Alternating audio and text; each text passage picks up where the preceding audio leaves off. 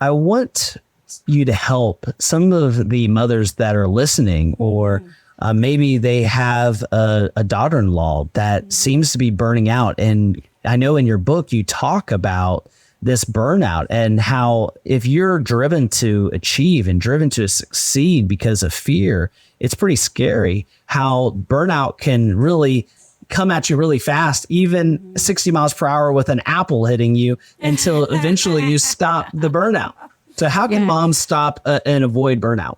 How much time do we have? I have to reference the apple. So that was something that happened when I really sensed when people ask, like, how do I know that God might be calling me to something different? And often he has to get your attention. I went through a really sucky season of life. There's no other way to put it. And one of the things that happened was getting hit basically by a fastball, like an apple, right before I went live on Wall Street when I was at GMA. Long story. You could read Called Out to find out more about it. But burnout, the work that I'm doing for Carrie, I just wrote a book, You Don't Have to Carry It All, Ditch the Mom Guilt and Find a Better Way Forward. There's a reason why American mothers are more burned out than mothers anywhere else. And that's just because the expectation that we are supposed to carry it all and we're supposed to do it all. We can't ask for help. We're weak or we're a failure if we do.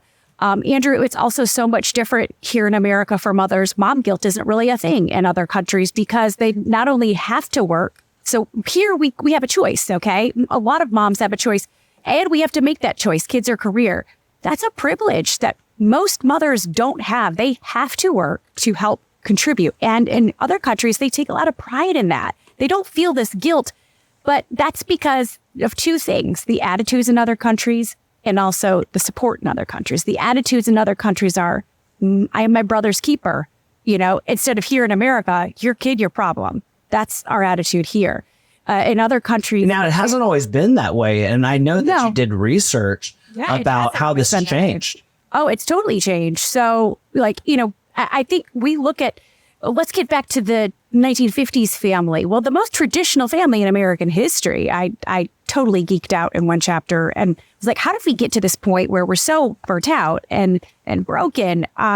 The most traditional family in American history was the family where the mother and father worked side by side. They co-labored, they co-produced, they raised the children together. It wasn't really until the 50s, which what was good for part of the people, part of the time, was often predicated on bad things because Black people were forced out of the workforce and women were forced out of the workforce. Rape was still legal in marriage. Poverty was at, a third of the country was in poverty.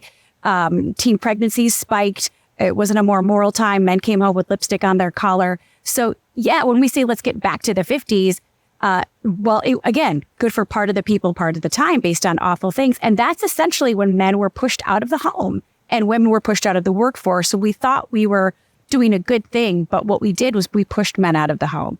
And we said, you don't have a place here. Your only job is to bring home the bacon and make sure that it's real thick and juicy, right? Like make sure you bring home a fat paycheck. And if you can't provide for our family, then you're essentially worthless. And we pushed women out of the workforce and told them if they had dreams or aspirations outside of the home, which, by the way, God has put other desires on our heart, right? So we were told that we were a menace.